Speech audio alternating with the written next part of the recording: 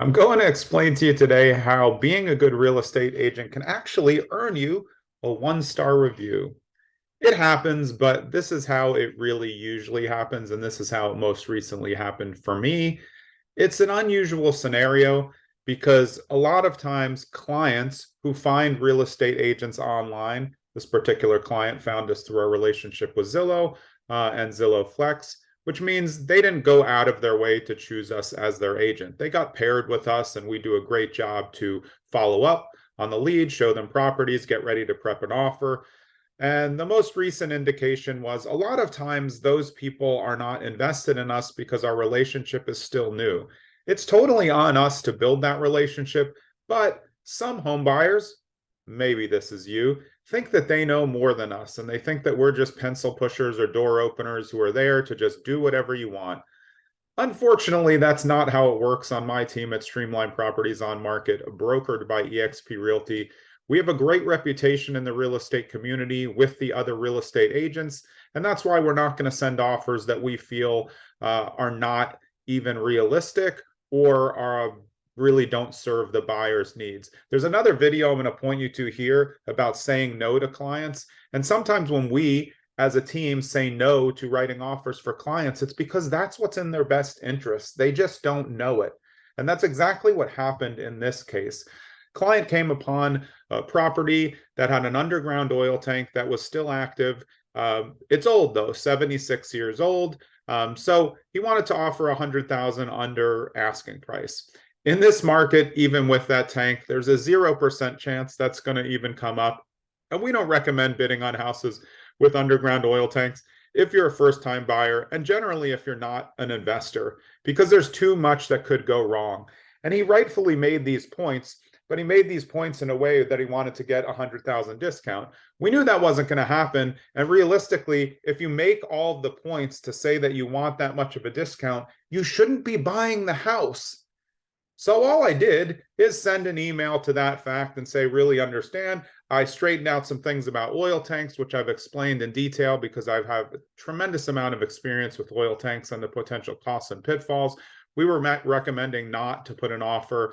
The client also wanted to change and leave blanks in the contract. So in the standard New Jersey sales contract, there's parts there. If you leave them blank, it defaults to a default value, which could be 7 days, 10 days. The problem is if you don't fill out those fields, the listing agents feel like you haven't even looked at the offer. So we always fill them out. We customize them to what's working in the industry right now, which is usually advancing those timeframes, but making sure that we can get our due diligence done. And we're not willing to adjust that.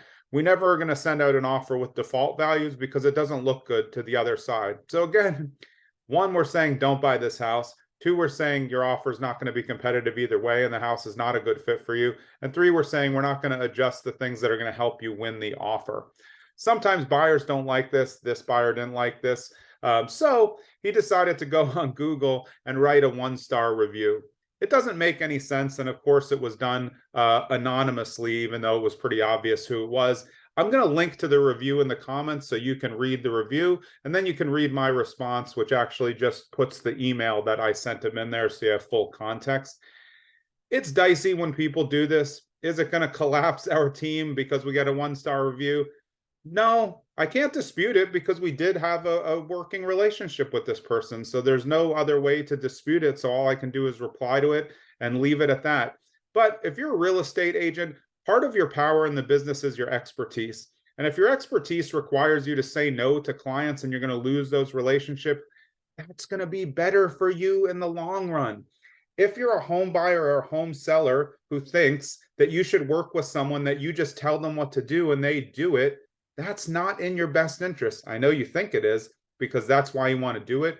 That's what's going to get you in trouble later. What you want to do is build a trust relationship with your agent, make sure that it's there, and you need to trust them on the expertise. If you don't trust your agent for being an expert in the business, why are they representing you?